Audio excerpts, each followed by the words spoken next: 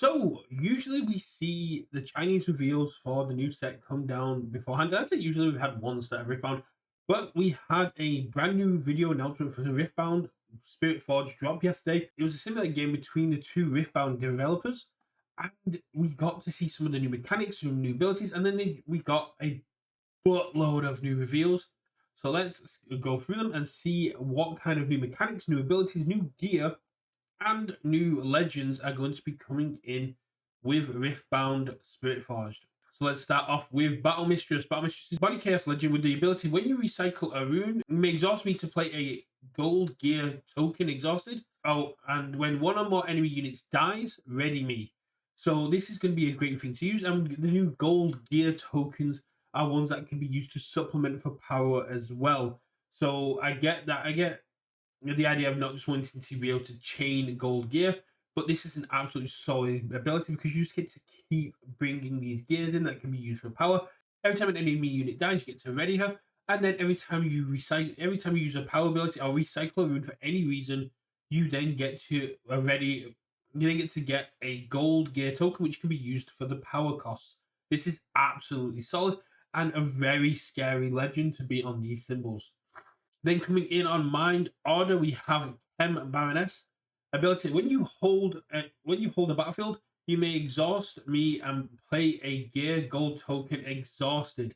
When you are within 3 points of the victory score, your gold adds one additional rune.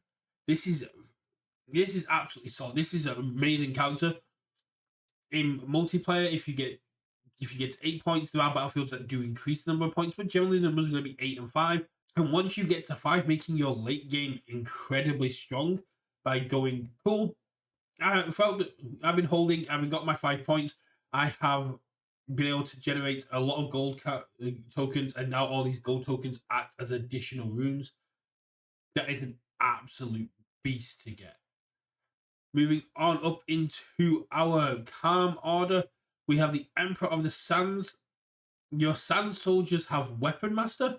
Weapon Master is a brand new ability, which when you play them, you are able to equip one of your equipments, which is a brand new card type in gear, for one power less, even if it's already attached. So this just allows you to get a Sand Soldier. This allows your Sand Soldiers to be able to get equipment and be able to keep picking up the weapons of their fallen comrades. For one and commit, play a 2 power Sand Soldier unit token to your base. Use only if you've played an equipment this turn. So we have Victor that can create more powerful soldiers, but requires you to have played equipment. This could be an absolutely solid move and can be really strong at utilizing more and more equipment because if you play equipment, you get a Sand Soldier and then you can equip everything to this Sand Soldier and you can just go absolutely nuts with it. This is a very solid legend on a very solid root domain.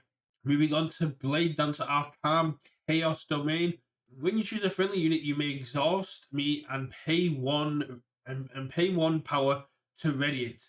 When you conquer, you may pay one to ready me. So you may pay one rune. You may pay one rune exhausted to ready them, and you may recycle one in order to ready a friendly unit. This is very cool and it's going to lead to some very more move driven tactics. This can be very powerful things like Misfortune and Yasuo. This is going to be an absolutely solid legend, and I'm very excited to see how the champion unit will utilize this move ability. Let's move into Draven Glorious Executioner, a Fury Chaos. I do love the Fury Chaos. And very simple static ability. When you win a combat, draw a card. So whether you defend, whether you conquer, you just get to draw more cards. Given how aggressive and resource destructive Fury and Chaos can be together, being able to go, I don't need to wait till my next turn to draw more cards like you do with Jinx. Just going, I'm going to fight you. I'm going to pull my units back and I'm going to fight you again to draw 2 cards, get 2 points, and go, you move on to those battlefields, that's fine, but you're feeding me draw power. Draven seems absolutely nuts, especially with his new signature gear spinning axe. So as quick draw with this reaction, when you play it, attach it to a unit you control, equip. You may recycle one in order to attach this to a unit you control, and temporary. If this is unattached, kill it at the start of its beginner's turn before scoring. This is a 2-cost 1 recycle that gives +3 might. So equipment is a brand new card type coming in Spiritforged, which will bolster the might of your units, making them stronger. Making them stronger while equipped. And this spinning axe is a double-edged blade. If it becomes unattached, it disappears, but only if it's unattached at the start of your turn. This is really cool, and I really hope we have some ways to attach it mid-combat or as a reaction through spells to keep this around, because +3 might in chaos and fury is going to be a very cool thing, but you can only run it if you have Draven as your legend and champion. Those are 5 currently revealed legends. We have had Draven revealed. Draven Vanquisher, the Fury Draven. When I win a combat, play a gold gear token exhausted, and when I attack or defend, you may recycle 1 Fury rune. If you do, give them +2 might. So essentially, you can give Assault 2 or Shield 2 at the cost of 1 recycle. This is absolutely solid, and I really like this, especially on a 4-cost champion unit with no recycle cost as a 4 might. This is a very solid card and could definitely see a lot of play. And on top of this, we got to see the alt art for Draven, looking very cool, very stylish. Let's move into the other cards that we have seen. So let's start off with units. We got to see an overzealous fan, 2 difficulty, 2 might. When I defend, you may kill me to move an attacking unit to its base. On the chaos symbol, so sacrificing a unit to move another unit away, going to be very strong. There are many times we've just seen singular units coming in, or people wanting to poke, or if you want to hold the base or make the attack more advantageous, it pushes your opponent more to go, if I attack that battlefield, one of my units is coming back. I need to have a plan for that, and I need to be able to make up the might difference, because it's going to be the unit that's most threatening that gets pushed back. But we have to remember, defend abilities trigger after attacking abilities. So if they're just doing it to trigger some attack abilities, or when I attack, that is not going to stop these. And in fact, that could actually help them by maintaining a unit that has attack abilities that will not die from this combat. Just something to take into account. This is going to be a very strategic base card, and the ceiling on this card is a lot higher than I think people are aware. Got Lucian Merciless, a body domain rune, body domain champion, 3 cost, no recycle cost, 3 power, weapon master. When you play me, you may equip one of your equipment to me for 1 recycle less, even if it's already attached. The first time I conquer each turn, ready me.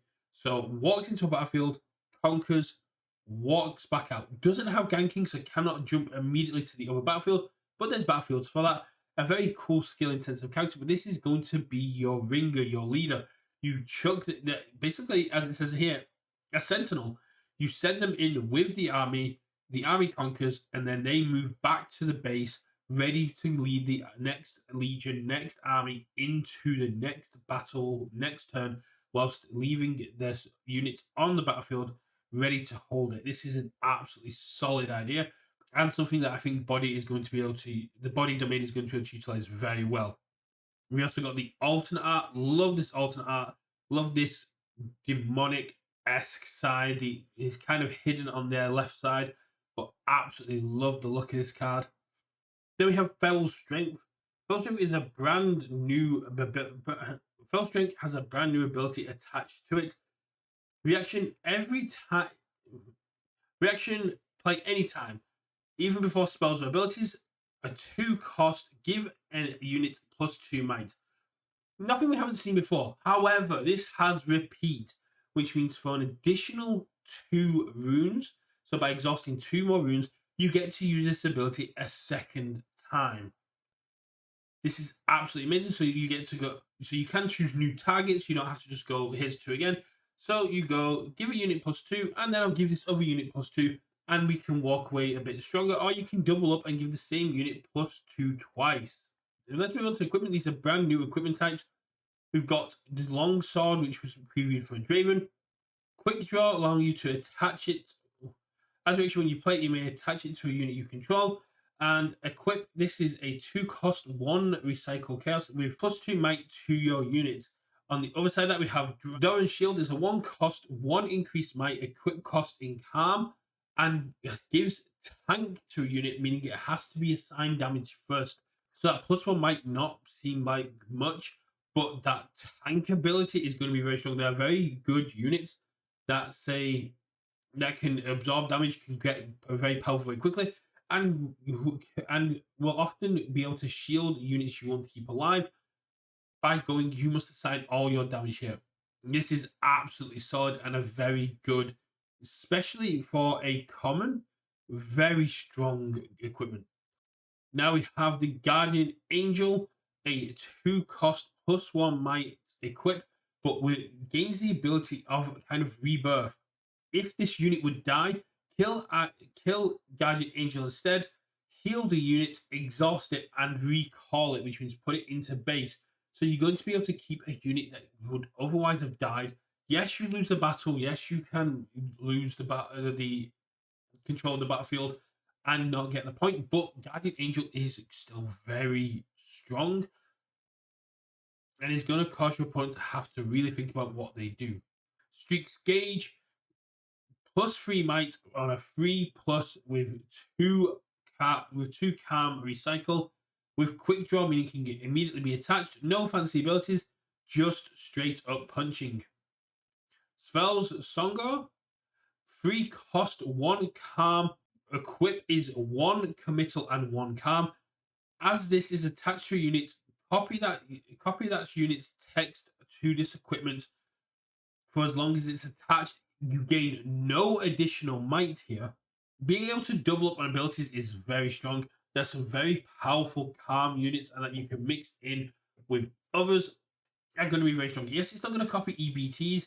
There are going to be some very broken things you can do with the Sveltonga, and I'm very excited to see where this comes down. Coming into the last couple of bits of equipment, we have the Trinity Force.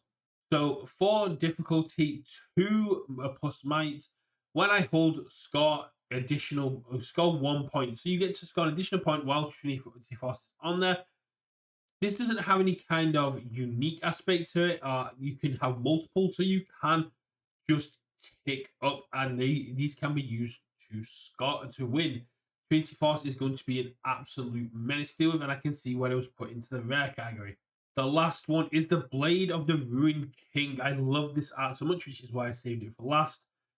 It has equip, recycle 1 order rune, kill a friendly unit, that's the pay and kill a friendly unit and kill a friendly unit with a 3 cost 1 recycle for +4 might.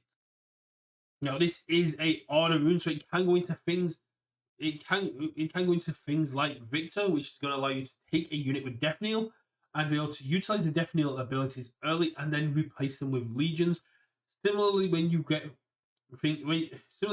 things like the Sand Warrior tokens, you can play the Blade of the Ruined Knight, of the Ruined King, get your equipment, kill a friendly unit, drop the equipment, play the Sand Soldier, and attach all the equipment to them. This is going to be a very cool utilization of the kind of thematic elements of the Blade of the Ruined King.